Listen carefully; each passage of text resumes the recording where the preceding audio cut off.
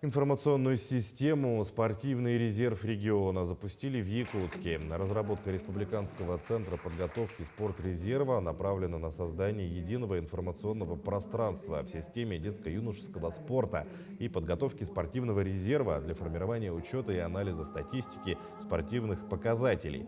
Получаемый цифровой массив показателей является основанием для оперативного управления и контроля тренировочного процесса, корректировки индивидуальных планов юных спортсменов. И система является очень уникальным проектом не только Республики Саха-Якутия и Российской Федерации, так как мы с 2016 по 2023 годы на этот же проект были федеральной экспериментальной площадкой Министерства спорта Российской Федерации. Данная система полностью прошла апробацию.